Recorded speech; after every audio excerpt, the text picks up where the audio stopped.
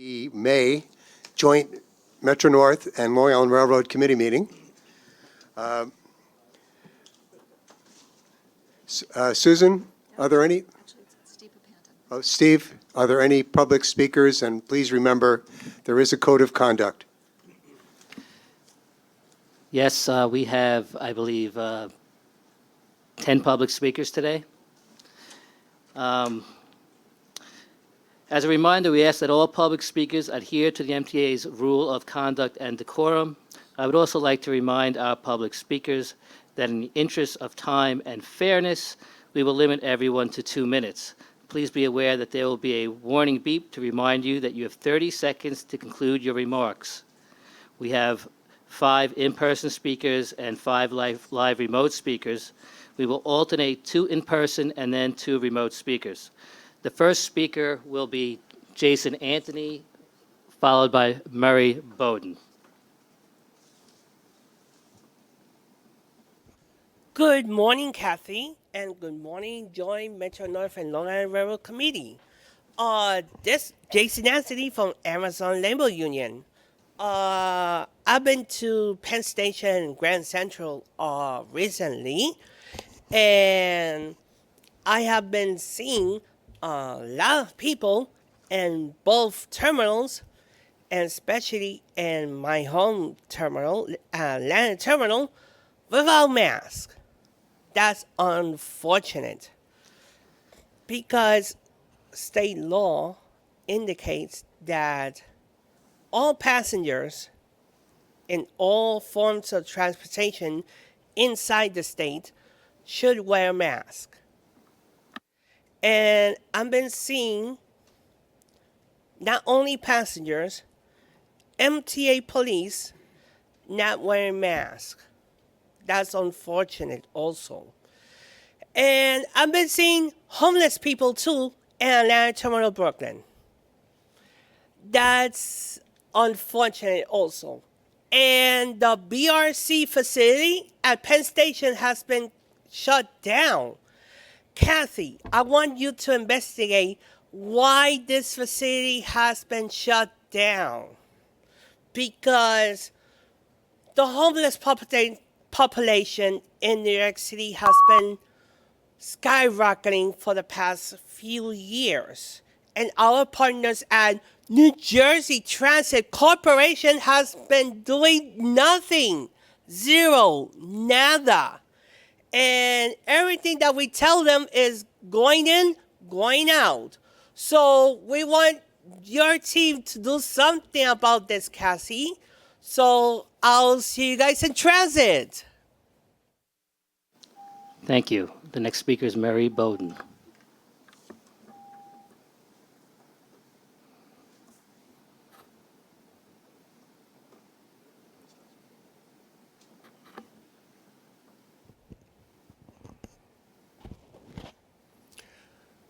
This world faces something called global warming. If we don't change our behavior, the rich will have nobody to clean their toilets. The rich will have nobody to cook their food. There won't be any food to cook. We can't live the way we lived since the world started. We've run out of resources, which means we have to change. The gentleman sitting there with the police uniform on is an executive. The message he's sending is, this is the military and we're going to follow the law or else. He should not be here in a uniform. He should be here in a suit. He is purely an executive. And the message you're sending out is, this is a militaristic world we live in and you're going to follow the law or else. You just saw an example of it, the last meeting. It's on the record. And I'm speaking for 2 groups, by the way. The issue of railroad crossings and red lights, flashing red lights, goes back 200 years, 100 years before there were traffic lights. And as they described in the last meeting, people are watching everything but what you expect them to watch. That so-called manual uniform traffic control devices is outdated. It was written for a different era. When you cross railroad tracks, you should see traffic lights.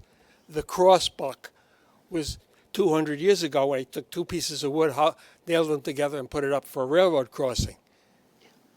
Why do we blow the train horns? You tell me there's a train coming in 15 seconds on a subway. Why are you blowing the train horns? Because we've always done it. So I guess, Kathy, you're going to have to be replaced, or your team completely replaced, because you can't get them to stop blowing the train horns. There's no reason to. There's an announcement, train coming in. I sat down and watched the board on going to Carnegie Hall. It said train arriving in 23 seconds. There's no reason for Amtrak. You can't talk to Amtrak and say stop blowing the horns. If you can stop blowing the horns in one place, and it's called a quiet zone, you can do it everywhere. People don't understand flashing red lights. Only people in that area do. When there's an accident and people are rerouted.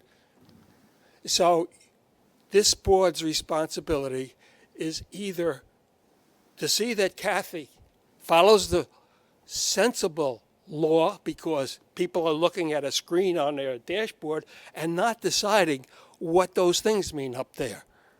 And if you can't ignore the manual of uniform traffic control devices and do what's right for today, then it's this board's responsibility to find somebody else to run Metro North and Long Island Railroad. The world changed, people. There's that massive, massive thing on a dashboard that's a iPad or whatever you want to call it. They're not looking. When they look up, they got to see.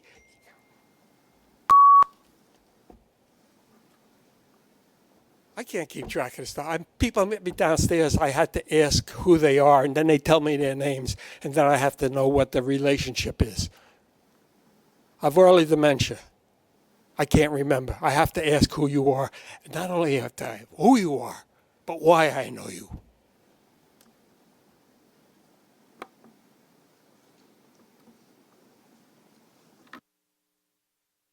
The next speaker is Andy Polak, followed by Omar Vera.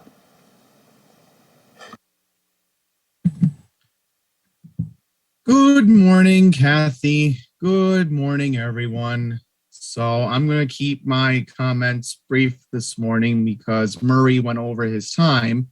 But Kathy, I just got a brief question this morning, and hopefully maybe you'll bring it up in the presentation.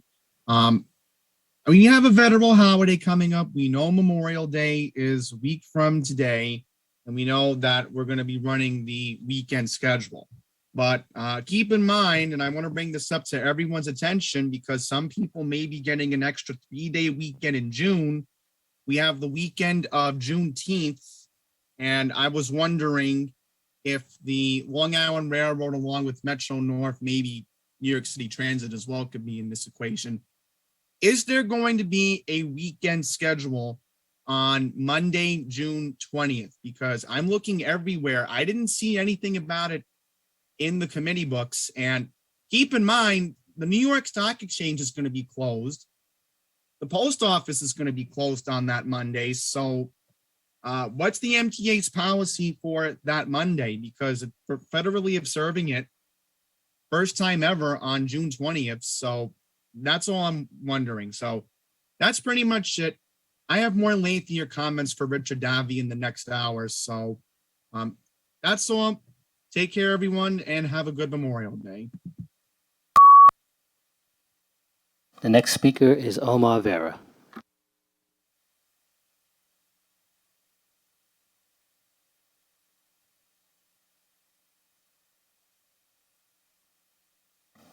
Please turn on your mic. Oh, good morning, MTA boards, Joint Commuter Rail Committee. Welcome to the May edition of your meeting. Now, there's a couple of things I'd like to mention. While it's nice that you're meeting jointly, I prefer the old format where 1 month you met separately, then the next month you met jointly. I believe it was odd months you met separately, even months you met jointly. I kind of miss that old format, but it's all right. It's up to you. Second, I'm still waiting for the LIRR air train tickets at Atlantic Terminal. That's at Flatbush Avenue, because remember, it's also a straight shot to Jamaica Station from there, just like at Penn Station. So ergo, both LIRR terminals should have the joint LIRR air train tickets, to make better service to JFK. And I was wondering if you can also extend the city ticket, saying that from the Atlantic branch to cover Far Rockaway, as it is indeed part of the city, just to make it easier for travelers, especially on weekend travel. Last but not least, just be sure to have signage when you go for signs denoting directions within New York City. Regarding directions within New York City, make sure that the directions towards Penn Station and Grand Central say to Manhattan rather than to New York, because you're within the city. Outside the city, you can put to New York, but just to make it easier then. With that said, have a good one, and I'll see you around at transit. The next speaker is Charlton D'Souza, followed by Kara Girl.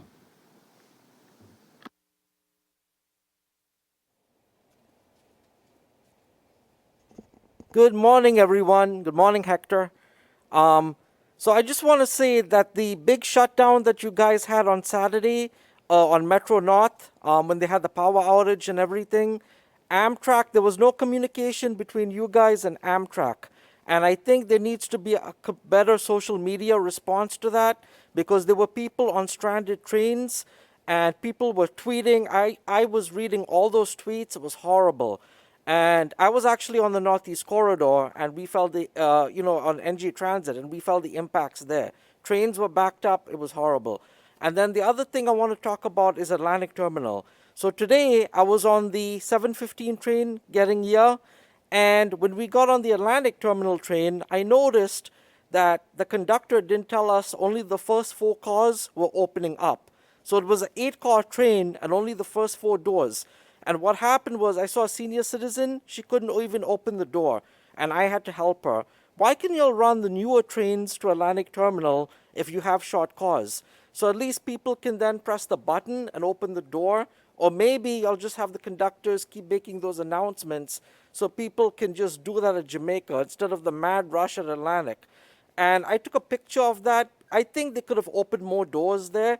I took a picture of the car to show you, Kathy. Otherwise, at Queens Village, we're having issues with the crime over there. People selling drugs in the station. That whole thing needs to be cleaned up. And then with the other issues with the shuttle buses, with the mainline construction, you'll have to work. Nice bus. The buses are missing. The N24 is breaking down. The N22 is not showing up. And that's why we need dedicated shuttle buses to do that shuttle on the main line from Hicksville all the way down. I'm hoping this project's going to be finished soon, because the impact to the community has been really bad. But otherwise, we thank you.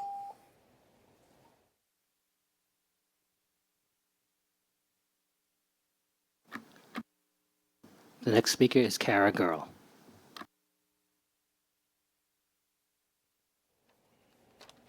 Good morning. I'm Kara Girl, Research and Communications Associate at the Permanent Citizens Advisory Committee to the MTA PCAC. After a long 2 years and 2 months, relief is finally in sight for thousands of riders who had money trapped in commuter benefits accounts. Thanks to the Long Island delegation and Senators Schumer and Gillibrand, bipartisan legislation has been introduced to get riders' hard-earned money back to them. It's past time that riders who may not need to commute as frequently access the hundreds, and in some cases thousands, of dollars that were stuck in accounts like WageWorks. Our Long Island Railroad Commuter Council first raised this issue in June of 2020 after it became clear that new work patterns changed by the pandemic weren't ending anytime soon. Members continued to sound the alarm and elevated the issue to the federal level. Thanks to their dedication and advocacy, transit riders around the country will be able to access their own wages. The COVID-19 Commuter Benefits Distribution Act will make a difference in the lives and pockets of riders who may need more flexibility to use their funds in a post-pandemic work environment. But there's still work to be done to bring more financial relief to riders. The legislation leaves room to give commuter benefits funds back to those who have left or lost jobs during the pandemic and will still require help from the federal government so they can access their own money. In the meantime, we thank you for your work to keep fares affordable with fare discount programs like City Ticket, the 20-trip ticket at a 20% discount, and monthly 10% discount ticket. We fought for these programs because we knew that they would help bring riders back on board, and we're glad to see that they've proven successful. Reliable service and affordable fares are key to showing Metro North and Long Island Railroad riders that transit is their best choice. We'll continue to advocate to make sure that riders get their commuter benefits relief and the MTA gets long-term sustainable operating funds. Thank you to the elected officials who have had riders' backs throughout this pandemic. Thank you.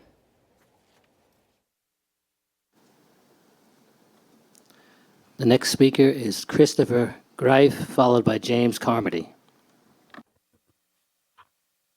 Good morning. I'm Christopher D. Greif. As a member of advocating for transportation for accessibility, first of all, it is very important, as the last speaker spoke, not the last speaker, following speaker spoke. Train horns are very important, so it helps the person to know that the train is arriving in, and it does warn cars to back up when the train is arriving near the cross gate. So we got to remind that safety matters, very important. I do want to thank the Long Island Cares that has been helping a lot of people with seniors and people with disabilities. We definitely want to make sure that the Long Island Cares, especially the Atlantic Terminal of Brooklyn, that has been helping with seniors and people with disabilities. And remind everyone that we definitely need to work with the MTA police. The uniform that the officer is wearing today shows that they are there to listen to our concern. We need to work together during this time of need to make sure that homelessness is not sleeping in train areas, certain areas are not supposed to be, but we need to work together at this time of need. So I want to thank the MTA police and the NYPD. Thank you.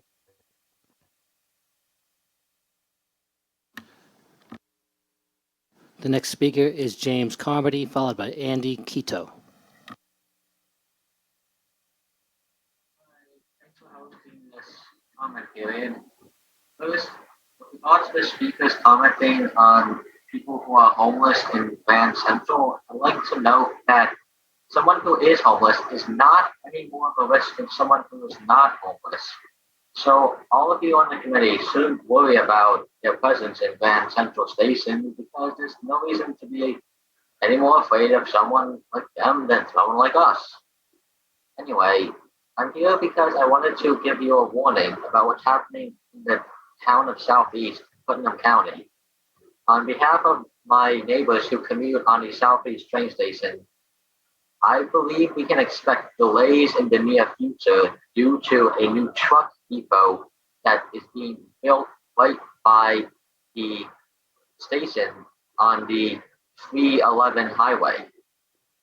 I think it's going to be a delay for many commuters, and so I think as the Metro North Railroads Committee, you would benefit from knowing when this depot for trucks is to be used so that your own scheduling can reflect the off-peak hours of those new delaying vehicles on the commuter highway.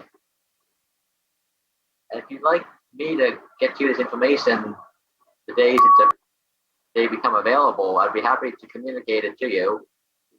And given no comment back, that's what I'll do. So thanks for listening, and please don't worry about people who are on the list because you'd be worried about everyone if you did that. Have a good day.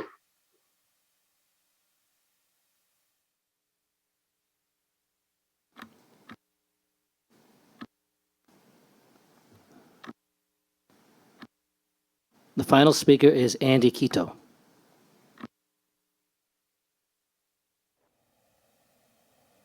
Hello, good morning, Long Island Railroad Metro North Board. It's that time of year again.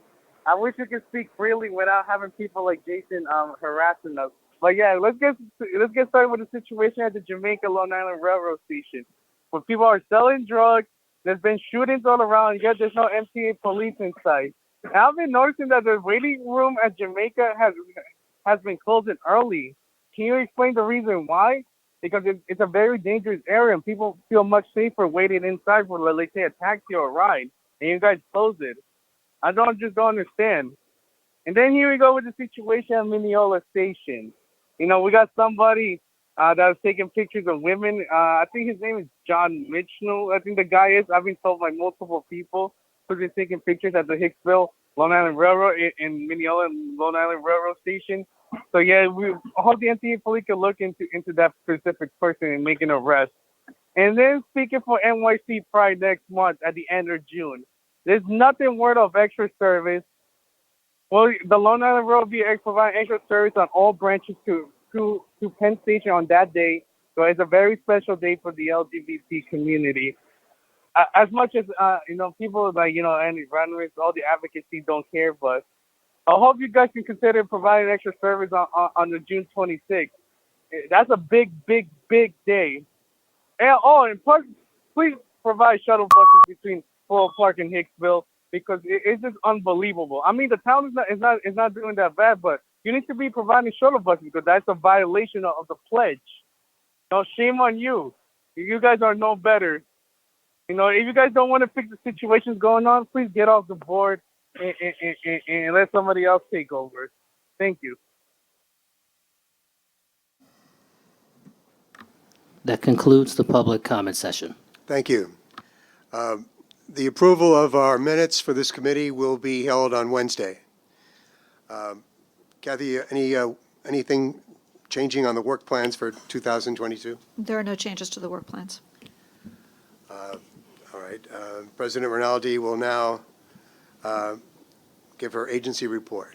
Okay, thank you. Good morning, everybody. First, going to start about ridership for both railroads. I'm incredibly pleased to announce that both Long Island Railroad and Metro-North Railroad experienced record ridership during the month of May at the highest levels since the beginning of the COVID-19 pandemic. On Tuesday, May 17th, both railroads beat their previous records, which had been set just the week before.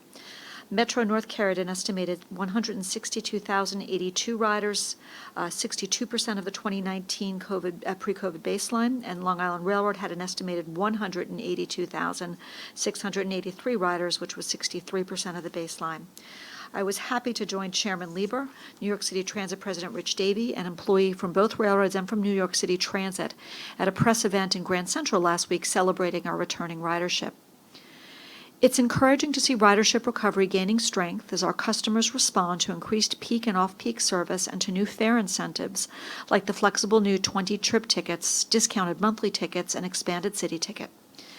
As we head into the summer months, we look forward to having more customers beat the traffic and travel by train, which is the easiest and most sustainable way to get around the region. Since the launch of the 20-trip ticket program, a total of 75,709 tickets were sold through May on both commuter railroads combined. This translates into more than 1.1 million trips. Since the expansion of City Ticket, approximately 300,000 weekday City Tickets have been sold.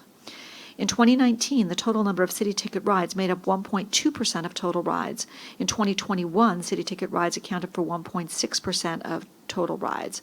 But in April of 2022, just weeks after City Ticket's promotion began, City Ticket rides grew to 3.8% of total rides. A few words about ridership again for Metro-North first. Metro-North has had 2 weeks in a row with new record-high ridership days. Through Thursday of last week, ridership continued to grow and is 1.4% higher than the previous week, and a new high of 58.4% of the baseline pre-COVID ridership from February of 2020. Manhattan ridership is returning at the same peak times as pre-COVID, just at lower levels, and at higher percentages than intraline travel, which had less of a loss than in the early COVID days. Manhattan and intraline ridership are showing nearly identical patterns to pre-COVID ridership, simply at lower levels. Monday and Friday continue to be lower ridership days, which is a sign of the hybrid work schedules that many companies are now using. Weekend travel on Metro-North has reached 90% of our baseline pre-COVID ridership, which is great to see. People want to go places, see people, and do things, and trains are an attractive option for them. The trains added in the March 27th timetable raised Metro-North service level to 89% of pre-COVID service. Trains are faster and more frequent, less stressful, and more sustainable than driving. Frequency builds ridership in the March 27th timetables, providing the frequencies that our customers find attractive. In addition, group travel has come back strongly. Just last week, we carried a group of 220 students and school staff from the New Haven line to New York, and bike travel has also grown significantly. Each weekend, we're seeing 10 to 15 bicycle groups of 10 to 15 cyclists each traveling to the scenic points around our service area. Now to Long Island. For weekday ridership, the latest ridership figures at Long Island Railroad from May 9th to the 13th.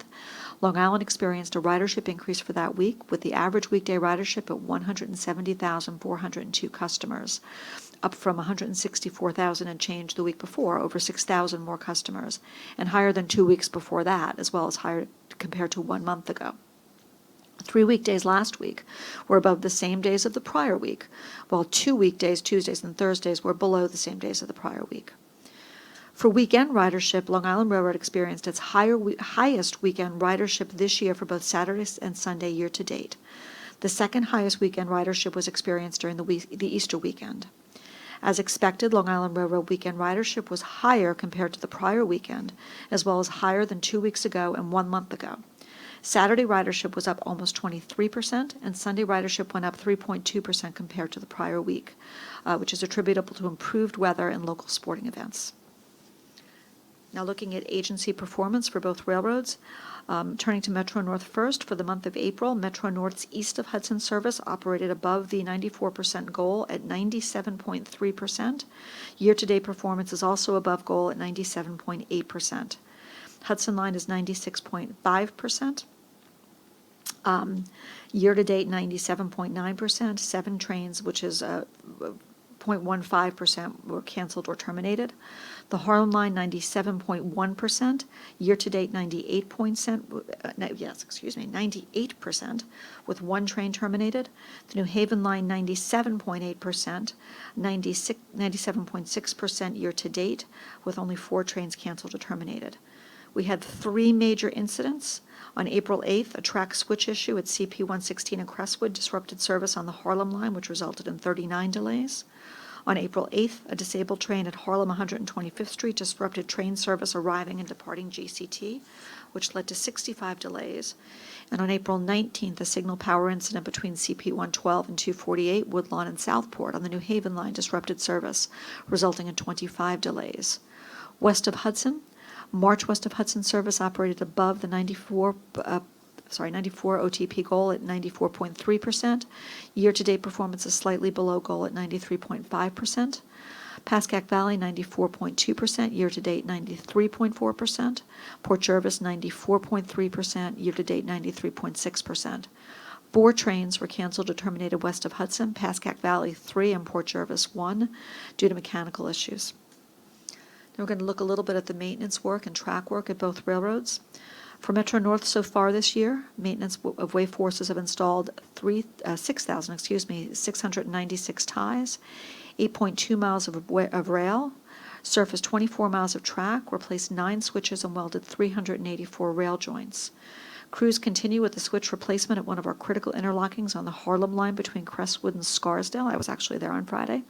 And also continue with the replacement of obsolete miter rails with thick web miter rails on the Saugatuck River Movable Bridge in Westport.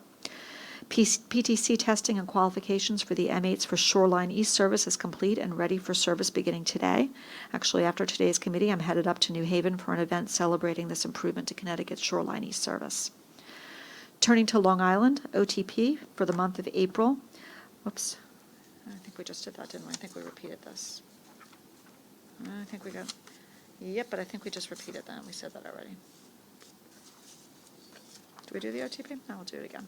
OTP for the month of April closed at 97.1%, which is above the monthly goal of 94%. 2022 year-to-date OTP is 96.2%, which is an increase of 0.1 percentage points as compared to the same period last year. 11 out of the 11 branches on the LIRR are operated at or above goal for the month of April as well as year-to-date, and 100% of trains met Consus compliance requirements during peak periods for the month of April.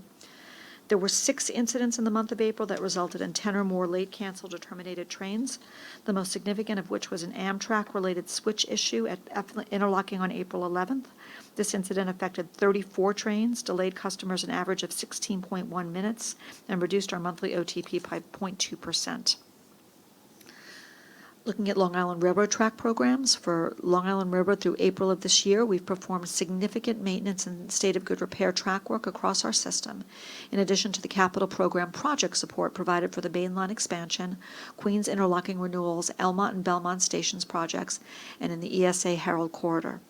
Year-to-date, the Long Island Railroad team has installed 2,047 hand ties, 3,458 mechanized wood ties, 12,606 mechanized concrete ties, 82,090 linear feet of track surfacing, 216 field welds, 5,400 linear feet of continuous welded rail, 21,860 linear feet of third rail protection board, and 18,806 linear feet of aluminum composite rail. On Saturday, June 18th, the single main track between Great Neck and Port Washington will be out of service for a period of 24 hours while track surfacing is performed. This project is in support of the Great Neck Pocket Track project, where 1,200 linear feet of surfacing of Neck 3 interlocking will be taking place. Additionally, mud spot remediation will be piggybacking on this work to remediate approximately 800 linear feet of track at multiple locations between Manhasset Station, and Port Washington Yard. And some news for both railroads. For Long Island, Long Island has a new timetable in place starting today. We ask that our customers check the Long Island Railroad Train Time app or MTA.info for updated schedule information. We're pleased to announce the official launch of Summer Fun on Long Island, supported by the new MTA Away discount offers for riders who want to visit all that the island has to offer by train. Special offers include popular packages to the beaches, Long Beach, Jones Beach, and Fire Island, a Splish Splash, escorted tours, which include cruises, wineries, mansions, and breweries, and everything in between. This summer is expected to be one of the best ever, and Long Island Railroad is ready whenever our customers are. Please visit mtaaway.com for more information. The Belmont Stakes will be running the Belmont Stakes, the third race in the series that makes up racing's famed Triple Crown, takes place on Saturday, June 11th at Belmont Park. The Long Island Railroad will run extra trains in each direction to serve patrons of the event, taking cars off the road and making for a great day out for our horse racing fans. In order to accommodate the staging and operation of these extra trains, there will be some service changes on the Hempstead branch. Hempstead branch service will be reduced from hourly to 2 hourly on the afternoon and evening of June 11th to allow for single track operation on the branch, with the other track used for the staging of the Belmont Stakes trains. Similarly, eastbound train service at Hollis, Queens Village, and Belrose will be replaced with buses during this time frame, as the eastbound local track will be used for the Belmont Stakes operations. Earlier this month, I was happy to join C&D President Jamie Torres Springer and local elected officials at an event celebrating the opening of a brand new parking garage steps from the Mineola Long Island Railroad Station. This garage, which sits west of Mineola Boulevard between Harrison Avenue and First Street, holds 551 parking spaces and will be managed by the Village of Mineola. The site was formerly a surface lot, so with this new use of space, we're increasing the amount of commuter parking at the station by a net of 446 parking spaces. The garage is fully ADA accessible, with an elevator making it easy to get up and down towards the station platforms. As the Long Island Railroad expansion project draws to a close, and the focus turns from building tracks and stations to improving customer and community experience. With the completion of this garage, there is now more access to the Mineola Station, which will help the areas around our station turn into vibrant destinations. This is exactly what the Long Island Railroad needs as we look to attract more and more riders back to our system. We're also all celebrating the completion of the new Denton Avenue Bridge in Garden City. This bridge marked the final 7 that were replaced or upgraded as part of the expansion project. The new bridge carries the Long Island Railroad main line over Denton Avenue, Tanner's Pond Road. The structure was completely rebuilt with a third bay for a third track and was raised from 12 feet 9 inches to a national standard height of 14 feet, consistent with bridges along the mainline corridor. There will be greater service flexibility because the third track eliminates old bottlenecks, and when there's an issue on the main line west of Hicksville, the Long Island Railroad will be able to route around it, reducing delays and increasing customer comfort. Bridge replacements are a big part of this project. The Long Island Railroad expansion project will be transformative for Long Islanders by creating new stations, eliminating inconvenient grade crossings that delay traffic, raising bridges that were constantly hit by trucks causing delays, cutting down noise and air pollution, and creating a much more robust reverse commute.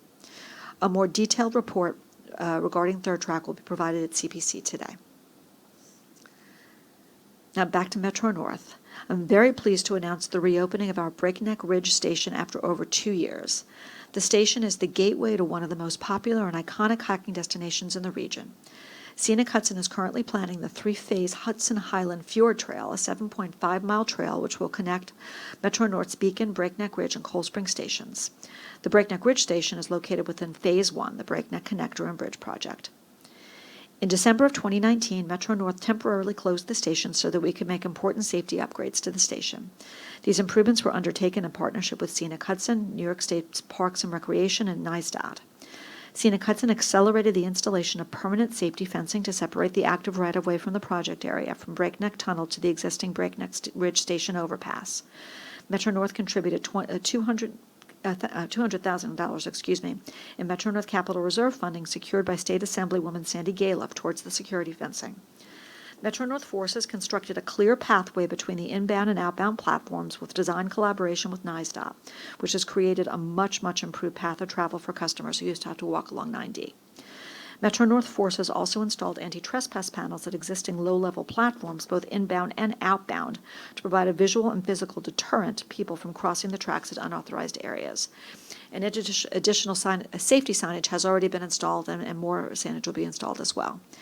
It's really been a team effort. I was actually up there on Friday walking around. It looks fantastic. And I really want to thank our governmental partners, the Metro North departments that have worked on this project for 2 years, especially MW, which has been up there making multiple improvements, as well as the former Metro North project team, which now work over at C&D, for their continued support.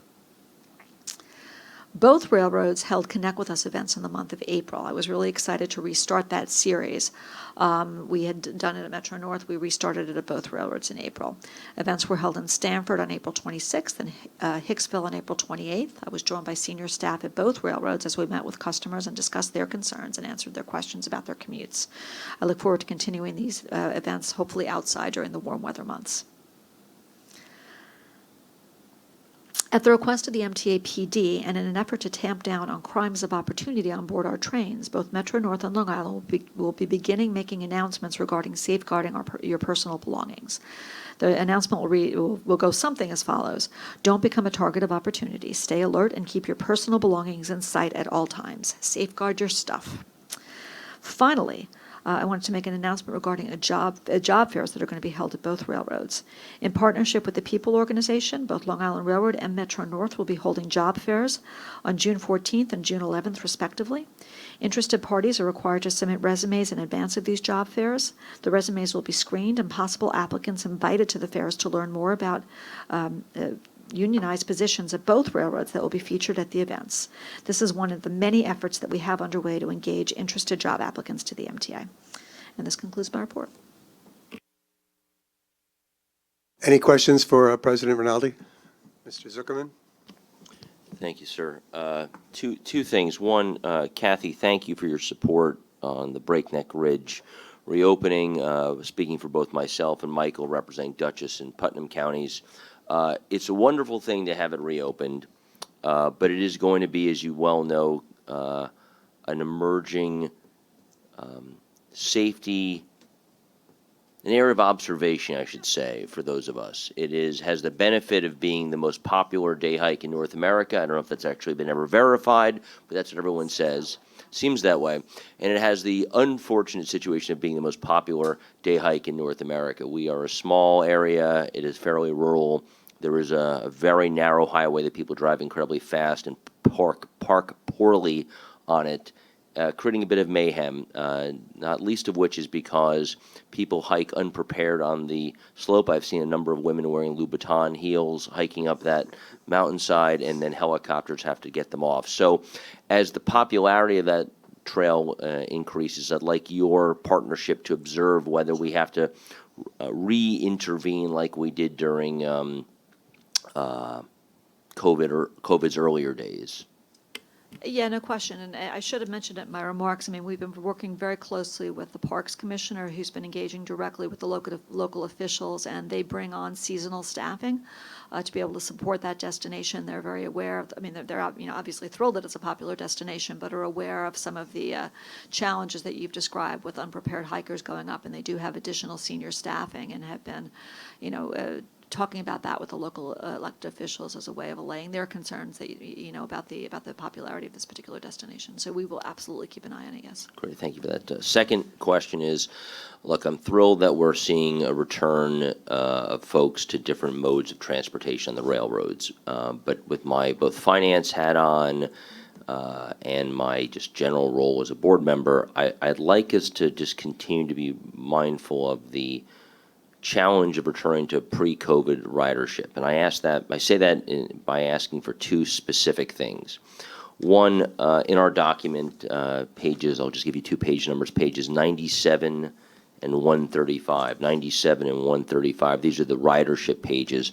I would like the insertion of the 2019 data by month and year to date going forward, because we keep talking about, hey, we're at the highest ridership, but the reality is, if I remember correctly, the number monthly was roughly 8 million for both railroads, and we're at 4.2 for Long Island and 3.9 for Metro North. So we're still a ways away, and obviously there's nothing you or any of us can individually do for that macro issue. The health of our entire system is predicated on returning back to some semblance of normalcy, and we don't know when that's going to be. That's why we have McKinsey doing a study for us to give us some scenarios on that. But at least for my observational value, I'd like to see those numbers returned. And the second thing not returned, but inserted for comparison purposes, because that's what keeps coming to my head, is how far off are we?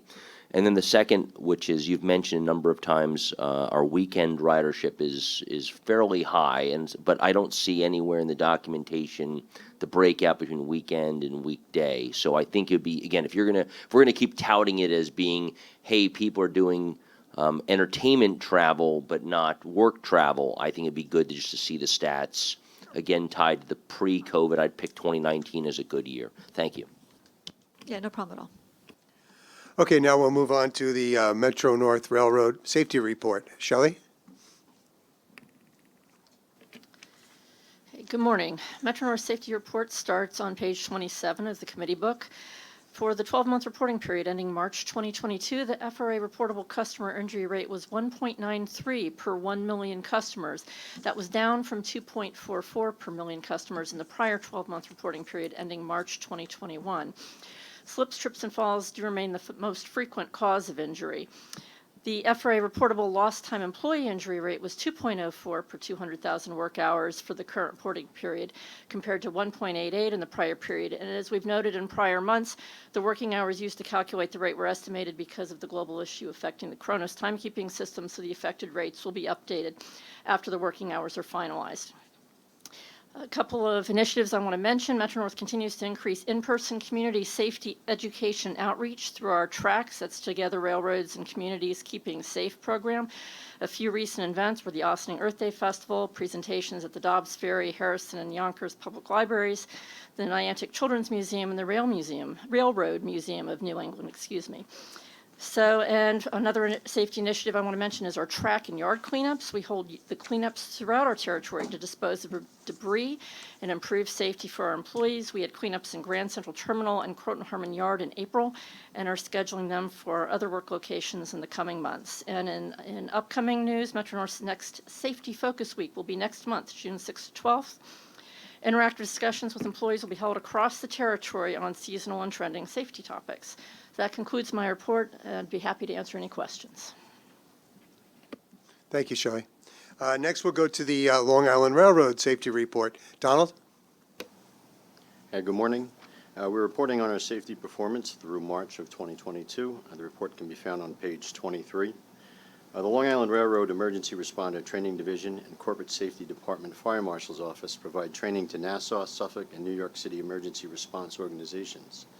Responders face unique hazards responding to incidents including 750 volts DC third rail and onboard equipment, rolling stock characteristics, and the movement of trains and track cars. We also work closely with the Nassau and Suffolk County Fire Academies. Both academies have mock-ups of equipment for emergency responders to safely practice the skills they learn in the classroom. In partnership with Suffolk County, the Long Island Railroad recently completed installation of a third rail mock-up at the Suffolk County Fire Academy. which serves the 110 fire departments as well as EMS and law enforcement agencies in Suffolk County. The Long Island Railroad would like to give special thanks to the Suffolk County Fire Academy, the Suffolk County Vocational Education and Extension Board, Dan Meehan of the Engineering and Power Department team, Dan Quinn and the Maintenance of Equipment Department team, Greg James and Ken Klein and the Training Department team, and to Chief Lee Sorensen and the Fire Marshal team for their leadership and support with this critical training. Additionally, our TRACS program, in partnership with the MTA Police, continues weekly outreach at stations.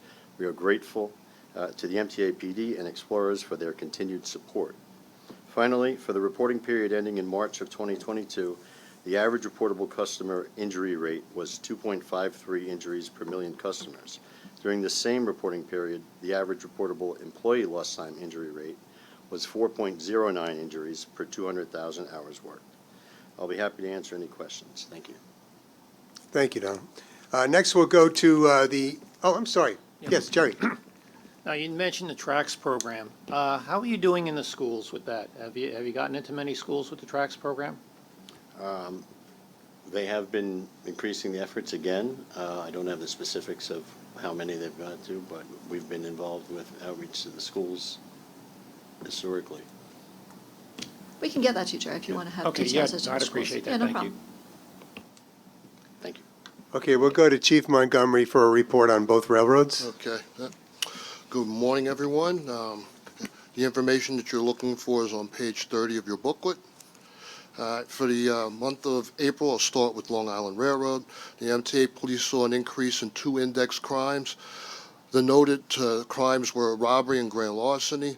Robbery increased by only 1 from 2021 to 2 in 2022. Grand larcenies increased by 3 from 3 in 2021 to 6 in 2022. Felony assaults remained the same at 1 each. The total major felony increases only increased by 1 from 9 to 10 in 2022. The arrests for the month of April went from 15 to 24.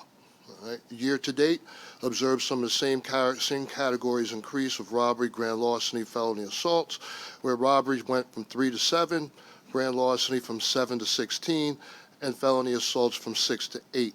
Now, keeping in mind what Mr. Zuckerman had said before, some of those numbers may be based upon, those big increases are based on a lot of stuff from the pandemic era, of which when I went back to those numbers again for Long Island Railroad, the grand larcenies would have increased from 3 to 7 and 3 to 8 on this one, and the felony assaults went from 14 to 16. Excuse me, the grand larcenies went from 14 to 16.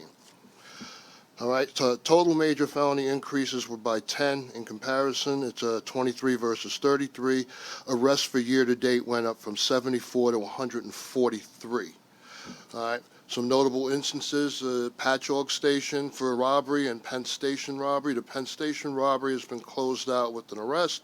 The Patchogue, there's enough information that's been given that one's pending an arrest as well. Belmont Station for grand larceny is a subject on board asking for money on board the train, snatched cash out of an individual's hand. That case also closed out by arrest. There was one where an individual sleeping on board the train. There's some strong leads and a possible arrest is pending on that. We have 3 railroad-related larcenies that are still under investigation, and Penn Station grand larceny just recently closed out with an arrest. One felony assault case, that one's been closed out because the complainant has been uncooperative in that matter. I'll switch over to Metro North now. Metro North noted the felonies increases for the month of April were in the felony assault and grand larceny categories. The felony assaults increased from 4 by 4, from 2 to 6. Grand larcenies went from 3 to 1, upgraded by 3 from 1 to 4, and no other major felony indexes were noted for that point period. The total major felonies increased by 7 from 3 to 10, with the rest going up from 21 to 24. Now, year to date, saw the largest observation in grand larceny from 2 to 19. Between that and Long Island Railroad in that particular category, not only has the pandemic been an issue as well, but also the ability for people to secure their items. So with that, I thank Ms. Rinaldi and her office for actually assisting me on that matter, for having announcements made on both railroads, seeing that this was an increase overall on both railroads about people paying particular attention to their thing. Now, in reference to what Mr. Zuckerberg said about comparing the grand larcenies, for Metro North, we had noted there was 2 versus 19. If we went back to 2019, it would be 17 versus 19. So even though it's a 2 increase, which I'm not happy with, at the same point, it's still within the same ranges, but we're going to try to improve upon that drastically. Total major felonies, like it says, 19 to 7, went from increased by 19, 17 to 36. We did make a note that in the Metro North area there is one concessionaire, or excuse me, enterprise that actually saw the spike in grand larcenies that took place there. We have been working operations at that location and working with the owners to try and bring that down so that way that doesn't continue to be a problem.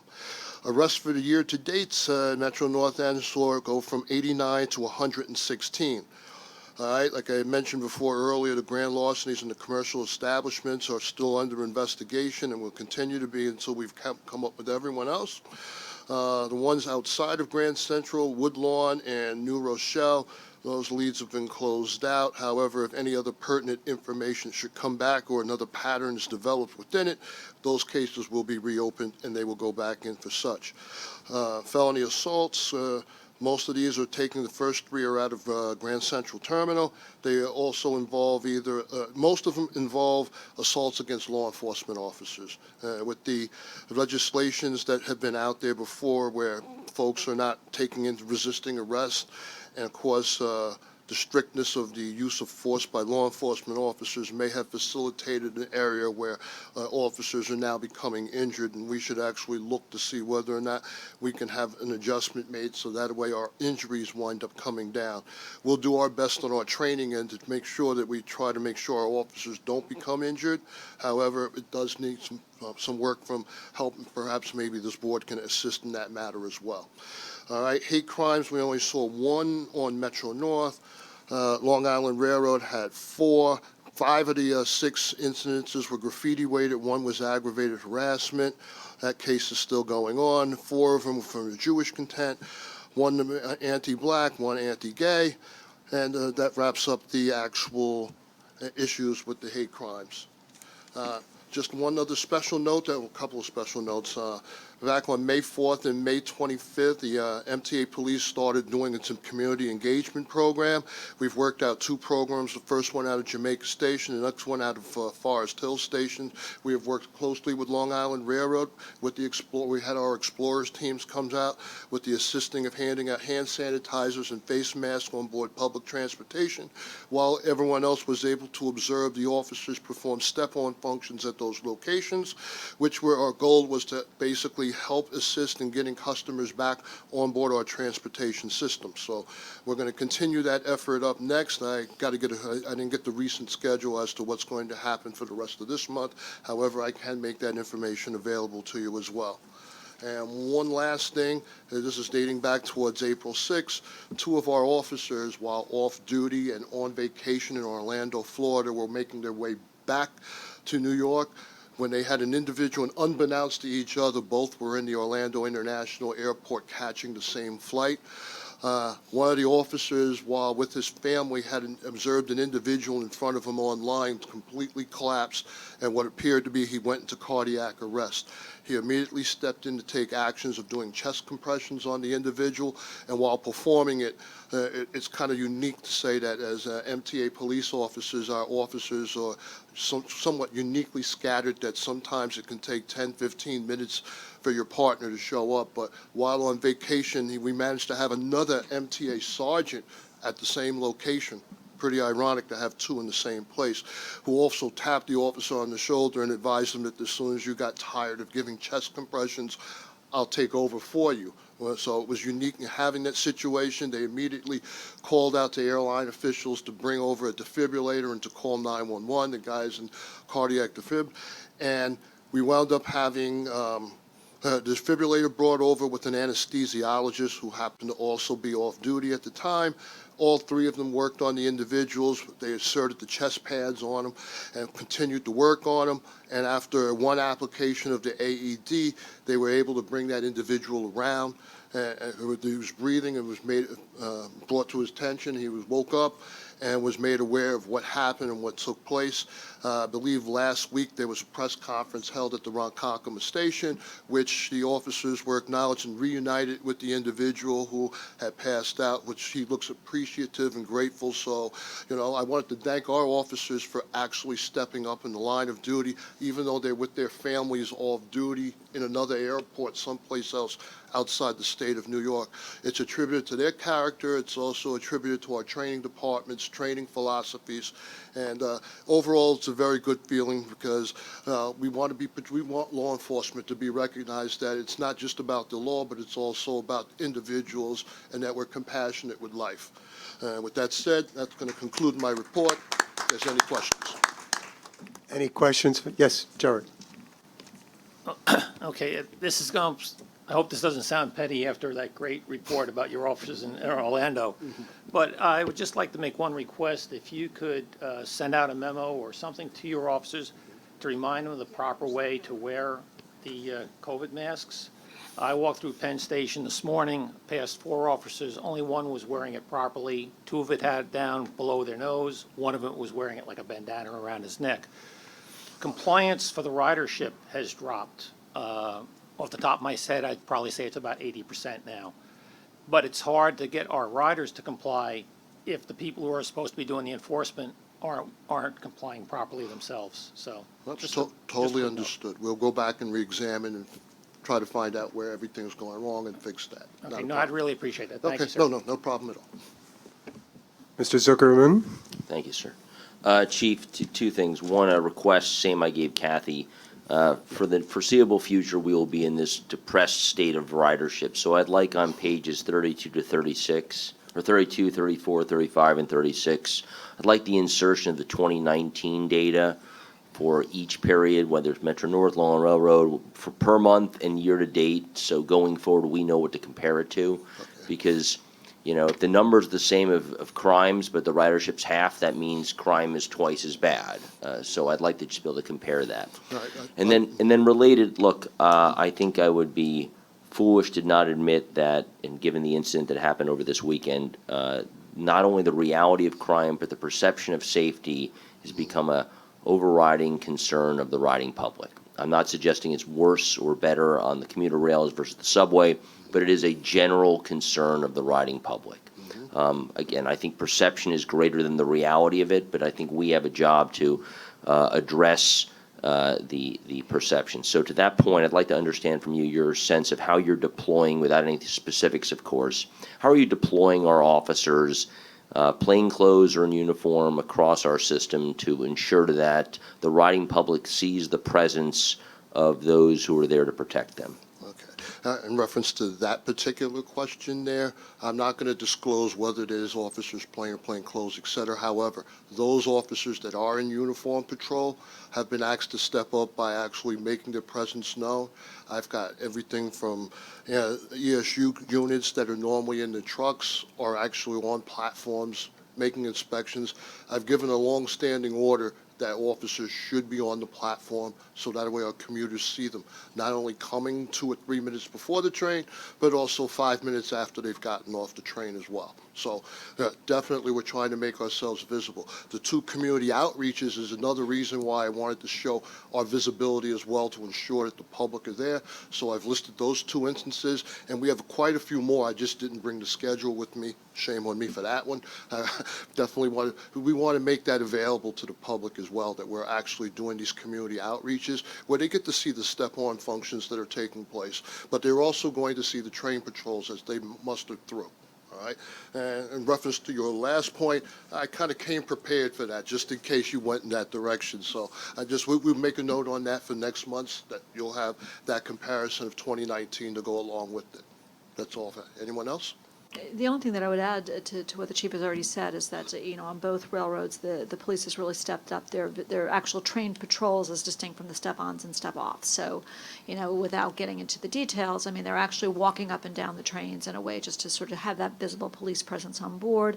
It helps out the train crews a lot. It helps out, gives the customers themselves a sense of security. So I think it's a program that began in January of this year and has been very well received on both railroads. Dare I ask, again, I'm not trying to get into providing any detail that would compromise the security of your operations, but I wonder if it would be something we could share as a matter of tracking the number of walks up and down a train. Is there any data, I guess, you could provide us going forward? I'm not suggesting you commit to it now, but could you put some thought into whether there's any data you could provide us that gives this committee some sense of the magnitude of the leadership by walking around, I think, that you're trying to provide? Yes, I see what you're trying to do. We'll go back and review our data and see what we can provide. I'll give you some information later on.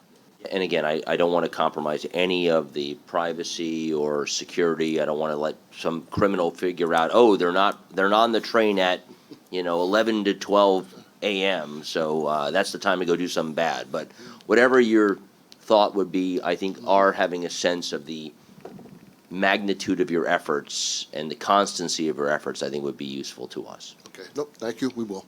Thank you. Next, President Rinaldi, any joint information items? Yes, so we have several information items. There's one joint information item, which is the Long Island Railroad Metro North PTC implementation update, which is in the committee book, and we can answer any questions that anyone on the committee might have about that item. Okay, hearing none. On to the agency information item. So for the Long Island Railroad, there is the summer service and track work programs. Again, any questions anyone might have about that item? For the Metro North Railroad, there is one information item, the track program quarterly update. We touched upon some of that during my remarks, but Dave Malillo is here in case there's any questions. Okay, are there any procurements from Metro North? No, thankfully, there's actually no procurements from anybody today. So no procurements today from either railroad. Okay, so now the monthly report. Okay, so the monthly reports on operations, performance metrics, finance, and ridership are in the book. We've touched upon the content of some of those already, but they're obviously, if anyone has any questions, we're here to answer them. I guess that's it. I'm going to move to adjourn. Adjournment is approved. Thank you. Thanks, everybody.